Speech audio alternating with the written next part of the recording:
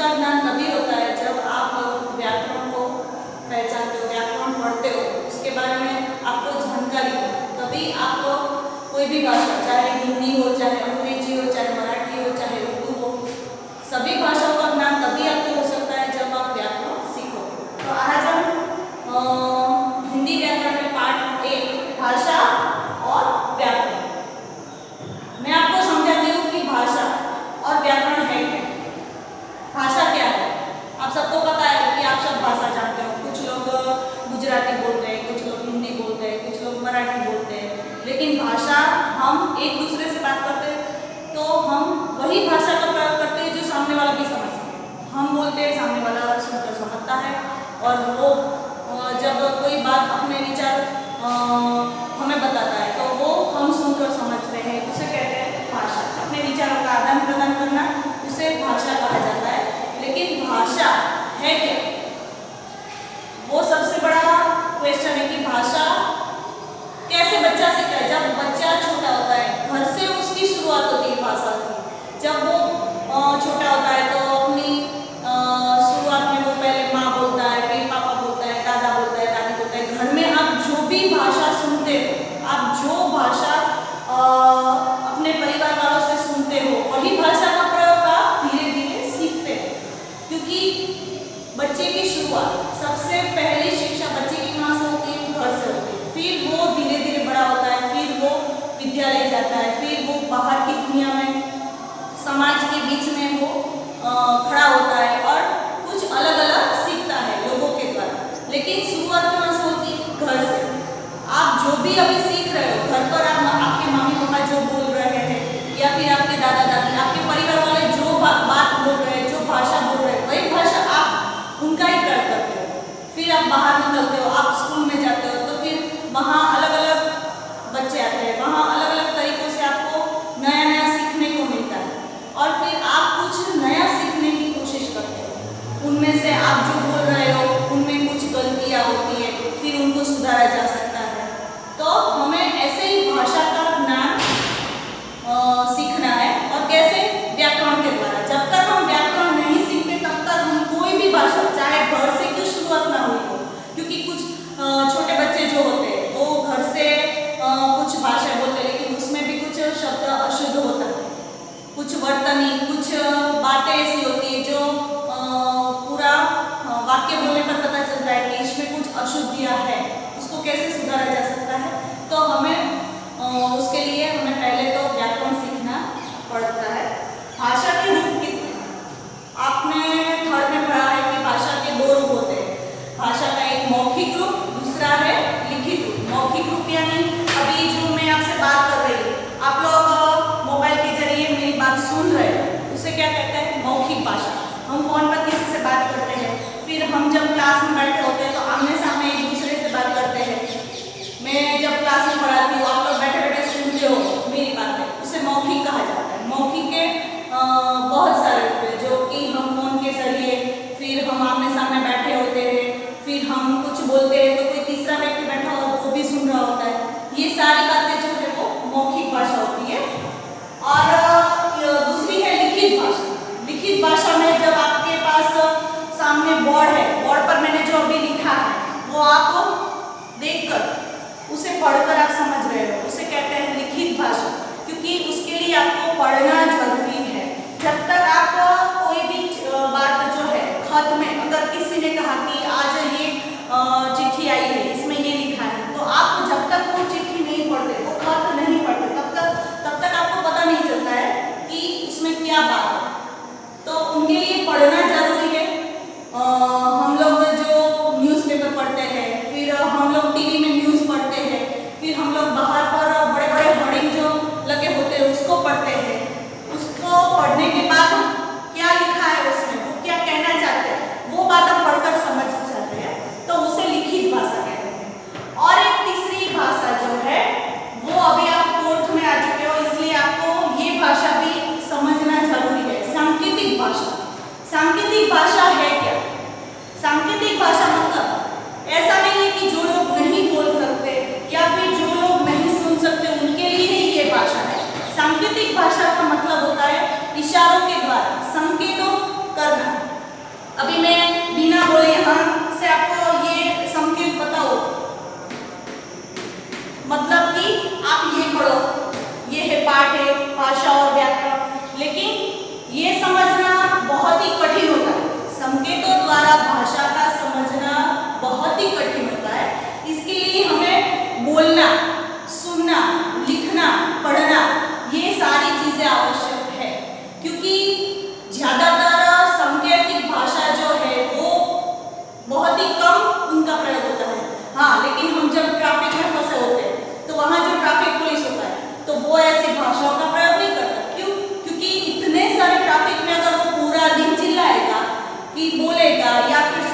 या फिर कैसे भी करके इशारों द्वारा हमें ये लिखा है कि आप ये पढ़ो। सिर्फ वो कौन सी भाषा का प्रयोग करता है? सांकेतिक भाषा। क्यों? क्योंकि उनको पूरा दिन उनको पूरे लोगों को समझाना होता है। जितने भी लोग आते जाते रहते हैं रास्ते में उनको बताना होता है कि आपको किधर जाना है, आपको कहाँ रुकना है। तो वो इशारों द्वारा ही प्रयोग उनका हो सकता है। क्योंकि सांकेतिक भाषा हम जानते हैं कि जब ट्रैफिक पुलिस वहाँ सिग्नल होता है तो ट्रैफिक पुलिस अगर खड़ा ना भी हो तो भी हम समझ जाते हैं देखकर कि ये रेड लाइट हो गई, ग्रीन हो गई, अभी हमें रुकना है, अभी हमें जाना है। अगर वहाँ सिग्नल ना भी लगा हो तो ट्रैफिक पुलिस खड़ा होता है और वो हमें इशारों द्वारा बताता है कि आप रुक जाओ, फिर वो सीटी बजाता है या फिर वो हमें ये संकेत देता है कि अभी यहाँ रुकना है, यहाँ से जाना है।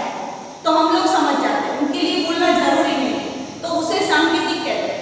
लेकिन संकेतों द्वारा समझना बहुत ही ज्यादा कठिन है। जब बच्चा बहुत ही छोटा होता है तो वो बोल नहीं सकता शुरू में, तो वो संकेत द्वारा या इशारों द्वारा अपनी माँ को या अपने परिवार वालों को समझाता है कि मुझे खाना है, मुझे भूख लगी है। कभी वो रोता है तो माँ समझ जाती है कि उनको भूख लगी है या फिर उनको क्या चाहिए, उनको कौन सी तकलीफ है। तो कुछ बातें ऐसी होती है कि संकेत द्वारा हम समझ जाते हैं, लेकिन ज्यादातर उनका प्रयोग बहुत ही कम होता है क्योंकि सांकेतिक भाषा जो है वो बहुत ही कठिन है। और उसके बाद जो राज्यों के नाम है, जैसे कौन से राज्य है जहाँ पर कौन सी भाषाएं बोली जाती है। अलग अलग राज्य में अलग अलग भाषाएं बोली जाती है, उनकी मदर टंग यानी मातृभाषा हमारी कौन सी है। तो जब हम जो भी राज्य में जाते हैं, हमने देखा है कि जैसे हम राजस्थान में जाते हैं तो वहाँ पर मारवाड़ी राजस्थानी भाषा बोली जाती है, महाराष्ट्र में मराठी भाषा बोली जाती है, गुजरात में गुजराती भाषा बोली जाती है, पंजाब में पंजाबी भाषा बोली जाती है। ये तो हमें पता है, लेकिन उनके अलावा हमारी राष्ट्रभाषा जो है, राष्ट्रभाषा यानी पूरे राज्य में, पूरे देश में जितने भी राज्य है वहाँ पर ज्यादातर लोग, जैसे हमें पंजाबी समझ में नहीं आती, हम पंजाब में जाते हैं हमें नहीं आती पंजाबी, तो हम कौन सी भाषा का प्रयोग करेंगे? हमारी राष्ट्रभाषा, जैसे कि हिंदी। तो हिंदी पूरे भारत में अलग अलग राज्यों में सभी जगह बोली जाती है, वो हमारी राष्ट्रभाषा है। माना कि अभी उसे राष्ट्रीय भाषा का दर्जा संविधान द्वारा प्राप्त नहीं मिला है, नहीं हुआ है, लेकिन फिर भी ज्यादातर राज्यों में हमारी राष्ट्रभाषा हिंदी ही बोली जाती है। हाँ, ज्यादातर अभी तो हम लोग अंग्रेजी भाषा का प्रयोग करते हैं, बहुत से अभी तो बच्चे इंग्लिश मीडियम में पढ़ने लगे हैं, तो अंग्रेजी फर्स्ट में से या फिर नर्सरी में से, जूनियर केजी में से आप लोगों को इंग्लिश पढ़ाया जाता है, तो आप लोग वो भी भाषा सीखते हो। कई बच्चे अलग अलग राज्य में उनकी ट्रांसफर होती है तो वहाँ की भाषा सीखते हैं। ज्यादातर लोगों को बहुत सारी भाषाओं का प्रयोग करना आता है, वो अच्छी बात है। लेकिन हमें हमारी राष्ट्रीय भाषा, हमारी भाषा क्या है? हमारी राष्ट्रभाषा हिंदी। तो वो तो हमें उन पर गर्व होना चाहिए कि हमारी भाषा जो है वो ज्यादातर राज्यों में उनका प्रयोग होता है। अगर कोई लोग होते हैं जो गुजरात से बाहर जाते हैं, उनको सामने वाले की भाषा समझ में नहीं आती, तो वो उनका काम निकलवाने के लिए वो अपनी भाषा का, राष्ट्रभाषा का प्रयोग करते हैं और वो सामने वाला समझ जाता है।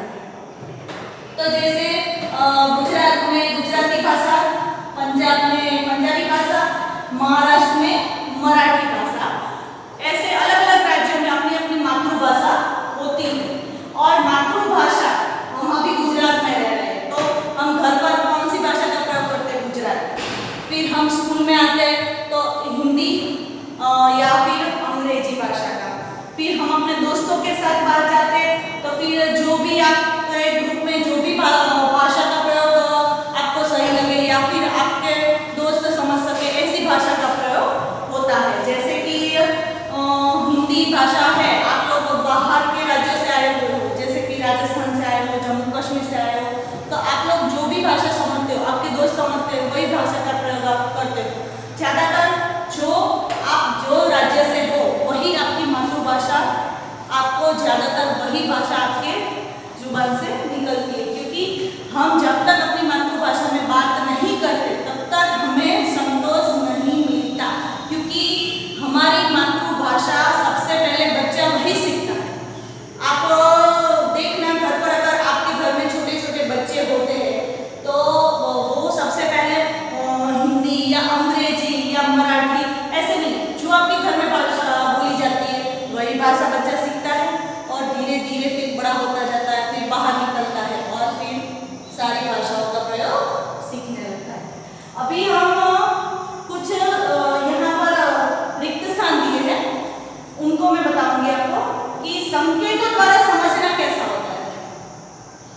संकेत सांकेतिक भाषा जो है उनको समझना सरल है या कठिन? तो सांकेतिक भाषा समझना क्या होता है? कठिन,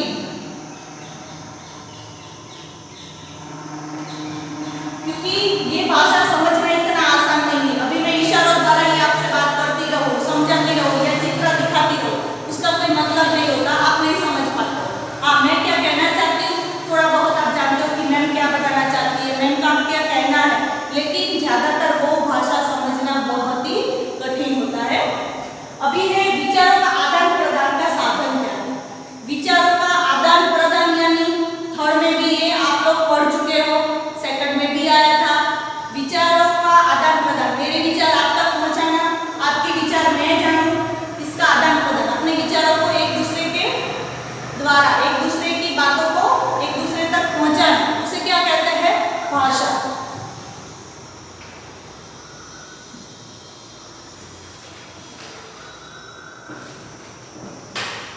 भाषा के रूप, अभी यहाँ पर मैंने लिखा है कि भाषा के कितने रूप है। भाषा के वैसे दो ही रूप है, मौखिक और लिखित। सांकेतिक भाषा है लेकिन उसको मान्यता नहीं दी गई है।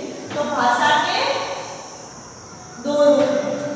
आपकी टेक्स्ट बुक में ये पाठ 1 दिया गया है, जिसके पास टेक्स्ट बुक है वो लोग अभी टेक्स्ट बुक में से मैं ये क्वेश्चन जो 1 है, प्रश्न 1, उसको मैं रिक्त स्थान के जरिए मैं आपको ये समझाने की कोशिश कर रही हूँ, आपको बोर्ड पर लिखवा रही हूँ। अगर हो सके तो आप टेक्स्ट बुक में लिखना और फिर एक घर पर बुक बनाकर उसमें रिवीजन द्वारा या फिर आप हो सके उतना पढ़ने की कोशिश करो, उनको जानने की कोशिश करो, क्योंकि जब तक आप व्याकरण नहीं समझोगे, व्याकरण का पता नहीं चलेगा, तब तक कोई भी भाषा या आप हिंदी नहीं सीख पाओगे। उसके लिए आपको व्याकरण सीखना बहुत ही जरूरी है। ये छोटी छोटी जो बातें हैं वो जानना जरूरी है। सबसे पहले तो आपको ये बात पता होनी चाहिए कि भाषा के रूप कितने हैं, भाषा कैसे बोली जाती है, भाषा है क्या। जब तक आप वो नहीं सीखोगे तब तक आपको हिंदी भाषा जो है उसमें से जो भी शब्द है वो शुद्ध है अशुद्ध है उसकी जानकारी आपको नहीं प्राप्त होगी। अभी है भारत की राजभाषा। भारत की राजभाषा क्या है? हिंदी।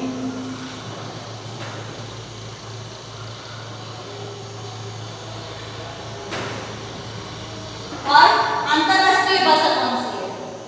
अंतरराष्ट्रीय यानी भारत के बाहर जितने भी देश है,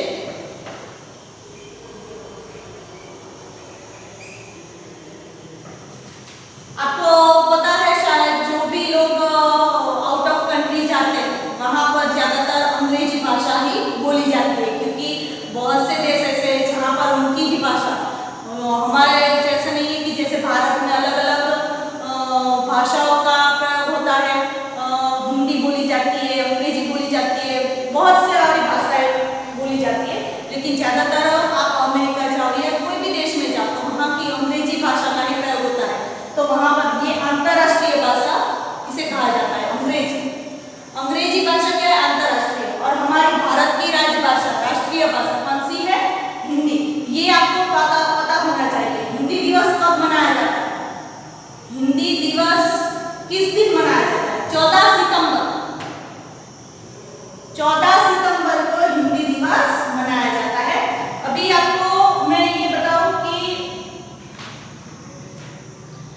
चित्रों में, अभी आपके पास अगर टेक्स्ट बुक है तो उनमें से देखिए कि चित्रों में जो दिया गया है, चित्र जो भी है कि एक बच्चा अपनी माँ से बिस्कुट मांग रहा है, वो इशारों के द्वारा बोल रहा है कि माँ मुझे बिस्कुट दो, मुझे भूख लगी है, मुझे दूध और बिस्कुट चाहिए, लेकिन उनकी माँ नहीं समझ पाती। क्यों?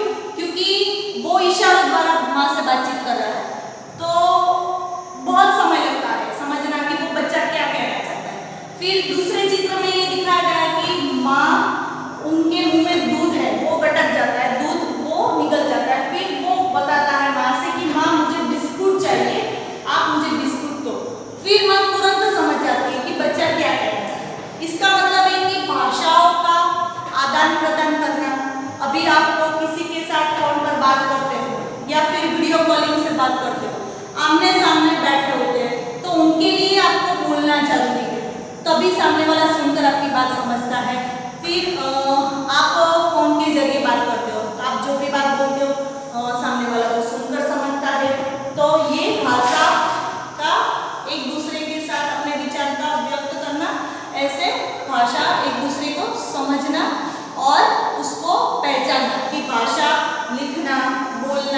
पढ़ना, सुनना, ये सारी जो बातें हैं वो जब तक आप नहीं जानते तब तक भाषा के बारे में आपको पता नहीं चलेगा। तो अब आप समझ गए होंगे कि संकेतों द्वारा किसी बात को समझना कठिन होता है और इसीलिए संकेतों को भाषा नहीं कहा जाता। सांकेतिक जो भाषा है उसको मान्यता इसलिए नहीं दी गई है। केवल कुछ ही संकेत ऐसे हैं जो आसानी से समझ में आ जाता है। जैसे आप लोग जब क्लास में बैठे होते हो और मैम जब आती है, जब मैं भी आती हूँ तो मैं आपको बताती हूँ कि मैं ऐसे खड़े रहती हूँ, फिर मैं ऐसे इशारों द्वारा समझाती हूँ कि आप लोग ये सब्जेक्ट है जो हिंदी ग्रामर है या जो भी नोट्स है वो आप लोग अभी निकालो, ये चैप्टर नंबर ये है, तो ये मैं बोर्ड पर लिखकर आपको संकेत द्वारा समझाती हूँ या फिर ऐसे ही इशारा करके बताती हूँ कि पार्ट 1 है वो निकालना है, पार्ट 3 निकालना है। तो कुछ बातें हैं जो समझ में आ जाती है, फिर इशारा द्वारा कि आप बाहर जाओ या फिर आप बैठ जाओ, कुछ बात आप समझ सकते हो, लेकिन ज़्यादातर भाषा का प्रयोग करना, बोलना जरूरी होता है। संकेतों का प्रयोग तभी हो सकता है जब आमने सामने हो, ये बात बहुत ही जरूरी है समझना। संकेत अगर ट्रैफिक पुलिस जो है वो इशारा द्वारा हमें बताता है तो हम तब उनका इशारा समझते हैं जब हम उनके सामने खड़े होते हैं। हम अपने घर में बैठे बैठे हमें थोड़ी पता चलता है कि जो ये ट्रैफिक पुलिस है वो कौन सा इशारा कर रहा है, किसको रुकने के लिए कह रहा है, किसको जाने के लिए कह रहा है। तो उनके लिए हमें उनके सामने होना आवश्यक है। जब कोई भी व्यक्ति, जो कुछ लोग ऐसे होते हैं जो बोल नहीं सकते या सुन नहीं सकते, उनको जब इशारा द्वारा बात कहनी होती तो उनके सामने कोई व्यक्ति होना चाहिए या फिर उनको जो बात कहनी तो सामने वाला भी मौजूद होना चाहिए ताकि उनकी बात जो है इशारों द्वारा वो समझ सके। मौखिक भाषा, जब हम बोलकर अपनी बात दूसरों तक पहुंचाते हैं, दूसरा उसे सुनकर समझता है, उसे कहते हैं मौखिक भाषा। लिखित मौखिक भाषा कैसे? भाषण देना, कहानी सुनाना, फोन पर किसी से बातचीत करना, जब क्लास में मैम आपको पढ़ाती हो, जब पाठ समझाती हो, वो मौखिक भाषा होती है। जब असेंबली में आप लोग जो प्रार्थना है या फिर कोई भी बात है, कोई भी टॉपिक आप सुनते हो, जो लोग बोलते हैं उसे मौखिक भाषा कहते हैं। बड़े बड़े नेता जब वो भाषण देते हैं उसे मौखिक भाषा कहते हैं। तो ये सारी भाषाएं मौखिक भाषा, ये सारी बातें होती है। लेकिन जब हम लिखकर अपनी बात सामने वाले को अपनी बात बताते हैं, सामने वाला उसे पढ़कर समझता है, उसे कहा जाता है लिखित भाषा। ग्रुप कार्य करना यानी होमवर्क करना, जब आप होमवर्क करके घर से लाते हो फिर मैं उसे देखकर उसको राइट करती हूँ, उसको चेक करती हूँ तो पता चलता है कि आपने होमवर्क किया है, मुझे देखना पड़ता है, उसे लिखित भाषा कहा जाता है। समाचार पत्र पढ़ना, जब हम न्यूज़पेपर पढ़ते हैं, उसमें न्यूज़ पढ़ते हैं तो हमें पता चलता है कि न्यूज़पेपर में क्या है, लिखकर बताना। अभी मैंने बोर्ड पर जो बातें लिखी है वो आप लोग पढ़ रहे हो तो पढ़कर आपको पता चलता है कि भाषा और व्याकरण में क्या कहना चाहते हैं, कि उसमें भाषा के रूप कितने हैं, कौन सी भाषा समझना जरूरी है, कौन सी भाषा सरल है, कौन सी भाषा का प्रयोग हमें अपने रोजिंदे जीवन में करना चाहिए। संसार एक है, भाषाएं बहुत सारे। वैसे भी हमारा जो भारत देश है अलग अलग सांस्कृतिक से भरा हुआ हमारा देश है। हमारे देश में अलग अलग भाषाएं बोली जाती है, हमारे देश में अलग अलग त्योहार मनाए जाते हैं। हमारा देश जो है विविधता में एकता है, तो सभी अलग अलग, लेकिन उसमें है क्या जो बात है, खास बात वो क्या है? एकता, भारत की एकता। सबको पता है अभी भी हमारा पूरा भारत जो है वो मिलकर एक होकर अभी कोविड-19 के सामने वो लड़ रहा है। हर एक मुसीबत में अगर आपको लड़ना है, आपको जीतना है, तो उनके लिए एकता बहुत ही जरूरी है। मिलकर, साथ में मिलकर जो आप काम करते हो वो अकेले से काम नहीं होता है। वो बात सिर्फ हमारे भारत देश में ही देखने को मिलती है। एक दूसरे की मदद करना, एक दूसरे की बात समझना कि सामने वाला क्या कहना चाहते हैं, उनको क्या हमारी ज़रूरत है। ये बात मैंने आपको क्लास में भी बताई थी और अब भी बताती हूँ, और ये बात आपको बहुत ही सीखना जरूरी है। आप पढ़ाई के साथ साथ ये सारी बातें भी आप सीखो, आपके लाइफ में ये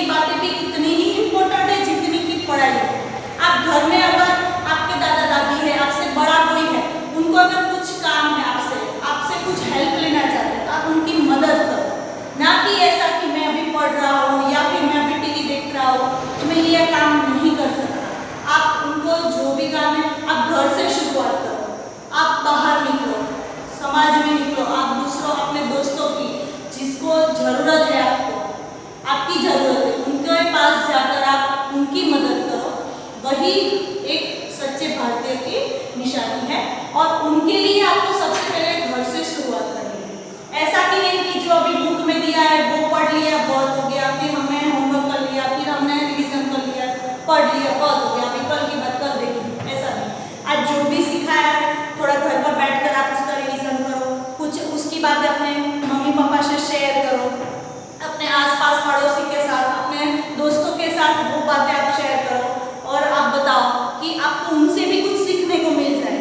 ऐसा जरूरी नहीं है कि हर बातें जो है वो आपको स्कूल में से या फिर घर से, अलग अलग जितने लोगों से आप मिलोगे उतने लोगों से आपको बातें नई नई जानने की मिलेगी। उनके लिए आपको बाहर निकलना, मतलब कि ऐसा नहीं कि मैम ने अभी बाहर निकलना बोलना है तो फिर अभी घर से चलो बाहर घूमने के लिए चले जाए। लेकिन हाँ, आप टीवी देखो, न्यूज़ देखो, पूरा दिन ऐसे ही पिक्चर देखते रहो या फिर कार्टून देखते रहो, ऐसा नहीं है। कुछ नया करो, कुछ नया सीखो। ऐसा नहीं कि अभी बुक में जितना है वही पढ़ लिया काफ़ी है, अभी आगे हमें पढ़कर क्या फ़ायदा है, अभी तो हम 4th में आए, अभी 5th में थोड़ी ना है कि हमें कुछ ज़्यादा सीखना है। नहीं, ऐसा नहीं। कुछ बातें ऐसी होती है जो आपको जानने की ज़रूरत है। दुनिया बहुत बड़ी है, हमें जितना सीखने को मिले उतना कम है। और ये सारी बातें जब तक आप शेयर नहीं करोगे, जब तक किसी से बात नहीं करोगे, किसी से मदद नहीं लोगे, ऐसा जरूरी नहीं मुझे तो सब कुछ आता है, मुझे किसी से पूछने की जरूरत नहीं, ऐसा नहीं होता है। हमें अपने दोस्तों से या अपने उम्र के बराबर वालों से या फिर अपने छोटों से भी बात कुछ सीखने को मिल सकती है। दूसरों की मदद करना, फिर दूसरों से कुछ सीखना। ऐसा मत सोचो कि जो हमसे बड़े हैं उनके पास से हम सीख सकते हैं। कुछ बच्चे भी होते हैं जो हमें कुछ बहुत बड़ा ज्ञान दे सकते हैं, तो उनके लिए हमें बोलना जरूरी है, दूसरों के साथ बातचीत करना जरूरी है। ना कि क्लास में कुछ बच्चे ऐसे भी होते हैं कि जो बैठे रहते हैं, सोचते हैं कि मैं मैम से पूछूंगा तो क्या होगा, मैम मुझे बताएगी नहीं बताएगी, डांटेगी। ऐसा मत करो। आपके मन में जो भी प्रश्न है वो खुल के बोलो, उसका जब आप बोलोगे तभी उसका सॉल्यूशन निकलेगा। जब तक आप अपनी बात मन में दबा कर रखोगे तो कोई फायदा नहीं होगा। ऊपर से आप वही बात लेकर आपके दिमाग में वही विचार दिन ब दिन बढ़ते जाएंगे, फिर आप टेंशन में रहोगे या उसकी वजह से आपके घर वाले भी टेंशन में कि आपको प्रॉब्लम है। तो आप अपनी बातें शेयर करो, दूसरों को बताओ, आपके मन में जो भी बातें हैं वो, या आपको जो भी कुछ सीखना है, नहीं समझ में आता है तो स्कूल में सारा मैम बैठे हैं, आपको पता है जब भी स्कूल स्टार्ट होगी तब आपको जो भी बात है जो आपको नहीं समझ में आ रही है वो आप एक नोट करते जाओ, उसको अंडरलाइन करते जाओ कि मैम ये मुझे समझ में नहीं आया, तो हम उसको धीरे धीरे समझाने की कोशिश करेंगे। और ऐसा नहीं है कि ये रोज चलता जाएगा, धीरे धीरे ये भी कम हो जाएगा कोरोना, और फिर हम अपने रेगुलर समय के मुताबिक हम अपने स्कूल में आएंगे, बैठेंगे, पढ़ेंगे, फिर वही मस्ती होगी, फिर वही हमें सारा ज्ञान प्राप्त हो जाएगा। ओके, बाकी की जो बातें हैं वो मैं आपको नेक्स्ट लेक्चर में बताऊंगी। जय हिंद।